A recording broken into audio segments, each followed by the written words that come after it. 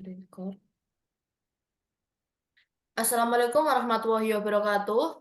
Di sini kami dari kelompok 8 akan mempresentasikan hasil diskusi kami yaitu tentang hak asasi manusia.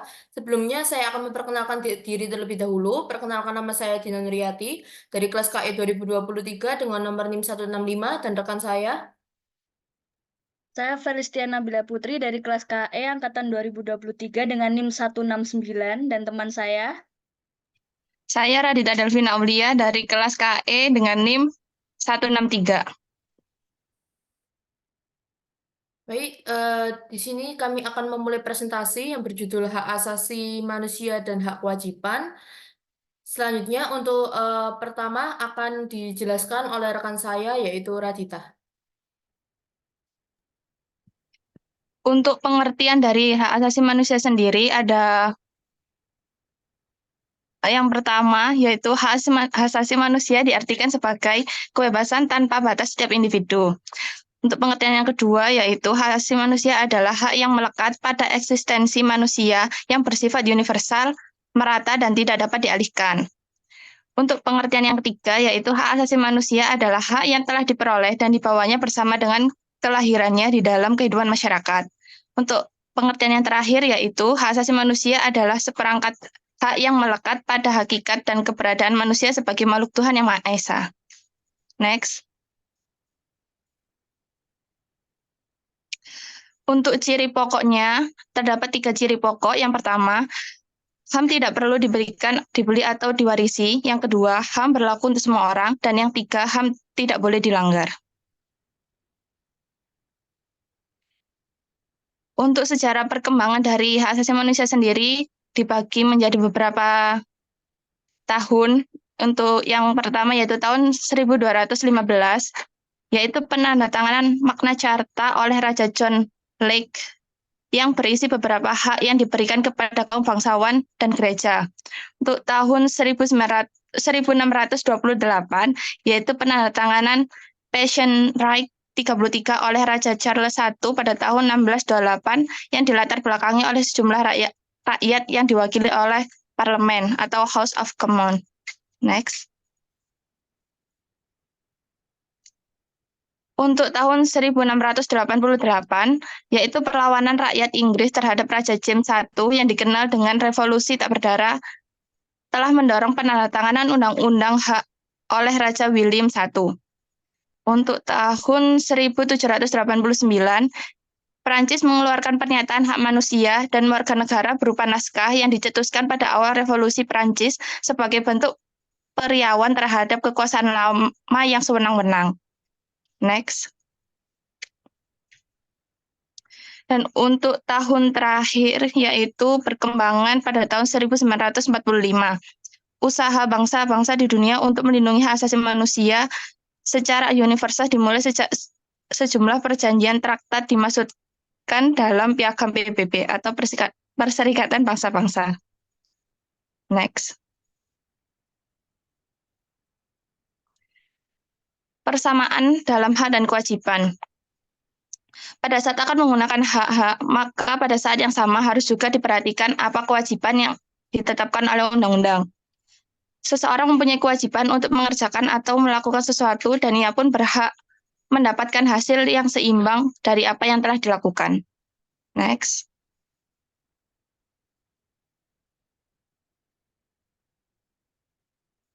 Hak dan kewajiban, ada beberapa perbedaan dari hak dan kewajiban.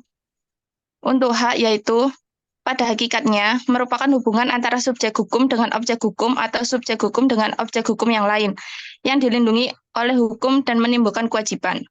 Hak ada hak absolut yaitu hak yang memberikan wewenang kepada manusia untuk melakukan suatu perbuatan. Dan ada hak nisbi yaitu hak yang memberikan manusia wewenang kepada orang lain untuk menuntut sesuatu. Untuk kewajiban sendiri yaitu adanya keharusan. Kewajiban adalah keharusan untuk melakukan, memenuhi, atau berbuat terhadap hal-hal yang diberikan kepadanya. Next.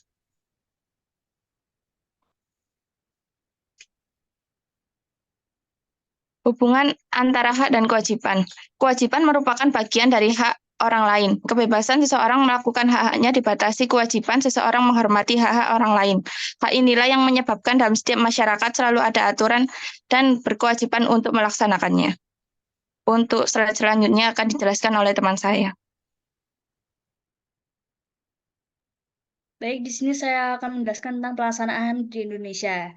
Bangsa Indonesia memahami bahwa The Universal Declaration of Human Rights yang dicetuskan pada tahun 1948 merupakan pernyataan umat manusia yang mengandung nilai-nilai universal yang harus dihormati. Next.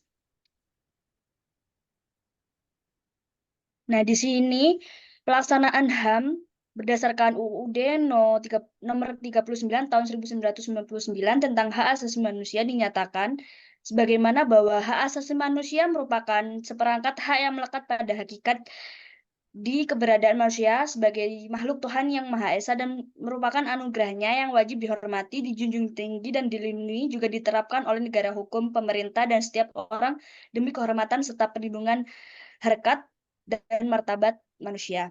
Next.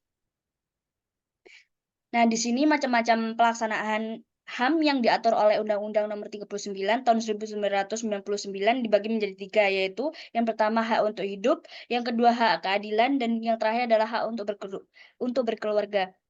Next. Nah, selanjutnya untuk penjelasan berikutnya akan dijelaskan oleh teman saya. Baik, untuk selanjutnya yaitu instrumen HAM di Indonesia. Instrumen HAM adalah peraturan perundang-undangan yang berisikan ketentuan-ketentuan jaminan HAM sebagai alat untuk menjamin perlindungan dan pelaksanaan HAM nasional di Indonesia. Pelaksanaan HAM nasional di Indonesia yang pertama yaitu Pancasila, yang kedua yaitu pembukaan Undang-Undang Dasar Negara Republik Indonesia tahun 1945, yang ketiga yaitu Undang-Undang RI nomor 39 tahun 1999 tentang HAM, yang keempat yaitu batang tubuh pasal 28 yaitu 28A sampai J, yang kelima yaitu Undang-Undang RI nomor 26 tahun 2000 tentang Pengadilan Konvensi Penentangan Penyiksaan dan Perlakuan atau Penghukuman yang lain dan kejam, tidak manusiawi atau merendahkan martabat manusia. Untuk tugas Komnas HAM yaitu antara lain melaksanakan dan menyusun laporan hasil pengamatan HAM, menyelidiki dan pemeriksaan terhadap peristiwa yang timbul dalam masyarakat berdasarkan sifat dan lingkup, memanggil saksi dan dimintai keterangan dan bukti yang ada, menyelidiki tempat kejadian tersebut bila perlu, memberi pendapat berdasarkan ketua pengadilan dan panggilan ke pandu maupun pelaku untuk meminta keterangan. Contoh pelanggaran HAM antara lain yaitu pembunuhan, pembudakan atau penyiksaan, pelecehan atau pemerkosaan, pengusiran atau pemindahan secara paksa. Di sini kami akan memberikan contoh kasus pelanggaran HAM antara lain yang terjadi pada 1998. Yang pertama yaitu penculikan aktivis mahasiswa yang bernama Yani Afri di Bandung pada Mei 1998. Ia diculik oleh aparat tidak dikenal dan hingga kini belum ditemukan. Diduga kuat penculikan ini bermotif politik karena Yani terkenal sebagai aktif dan penggerakkan mahasiswa menentang rezim Orde Baru. Kasus yang kedua yaitu penculikan aktivis pada Pusat Informasi Parevedum Aceh atau yang biasanya disebut dengan PIRA di Banda Aceh pada 23 Mei 1908. Beberapa anggota PIRA yang diculik antara lain yaitu Saiful Basri, Afrizal, dan Oni Mahyana. PIRA dikenal sebagai aktif menyerukan referendum di Aceh. Selanjutnya yaitu perkembangan HAM setelah reformasi. Banyak sekali kasus HAM pada Orde Baru dengan kasus yang cukup berat dan rumit, namun pada perkembangannya signifikan Orde Reformasi, komitmen terhadap HAM merupakan salah satu indikator bagi perkembangan proses demokrasi. Selain itu, hambatan pelaksanaan HAM yaitu universal absolut dan partikular relatif di pihak lain. Untuk hubungan HAM dengan Pancasila dan UUD NRI tahun 1945, HAM pada prinsipnya merupakan hak universal yang pelaksanaannya menyesuaikan ciri khas dengan negara masing-masing, dari mulai budaya, politik, dan sosialnya. Dan untuk Indonesia sendiri adalah negara yang ideologinya merupakan Pancasila dan Konstitusi Undang-Undang 1945 terjadi batasan sekaligus pengakuan terhadap HAM. Contoh hubungan HAM dengan Pancasila yang pertama yaitu sila pertama seperti sebagai warga negara berhak memiliki agama masing-masing. Sila kedua yaitu persamaan hak dan kewajiban antara sesama manusia. Yang ketiga yaitu pemersatu warga negara dengan jiwa nasionalisme. Yang keempat yaitu musyawarah dan mufakat dalam setiap penyelesaian masalah dan pengambilan keputusan. Dan yang terakhir yaitu sila kelima kepentingan umum dan tidak ada perbedaan atau diskriminasi antara individu. Selanjutnya yaitu contoh hubungan HAM dengan Undang-Undang 1945. Yang pertama yaitu negara melindungi segenap bangsa Indonesia dan seluruh tumpah darah Indonesia. Yang kedua yaitu memajukan kesejahteraan umum. Yang ketiga yaitu mencerdaskan kehidupan bangsa untuk pemerata sumber daya manusia. Yang keempat yaitu melaksanakan ketertiban dunia berdasarkan kemerdekaan, perdamaian abadi, dan keadilan sosial. Dan yang terakhir yaitu kelima mencerminkan Indonesia sebagai negara hukum yang menjunjung tinggi HAM. Kesimpulan yang dapat kami sampaikan dari hasil presentasi kami tentang hak asasi manusia yaitu hak asasi manusia atau biasanya disebut dengan HAM adalah hak dasar dan fundamental yang melekat pada diri manusia sebagai makhluk ciptaan Tuhan Yang Maha Esa. Implementasi HAM di Indonesia merupakan tugas negara dan masyarakat. Negara penegakan HAM memberikan perlindungan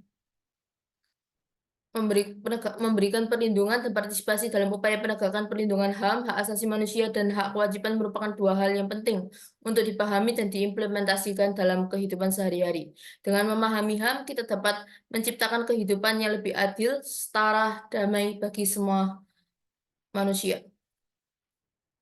Baik, saya izin menutup presentasi hari ini. Saya akhiri presentasi dari kelompok 8, yaitu tentang hak asasi manusia. Kami dari kelompok 8 ingin meminta maaf bila ada salah kata atau kurangnya. Saya akhiri. Wassalamualaikum warahmatullahi wabarakatuh. Waalaikumsalam warahmatullahi wabarakatuh.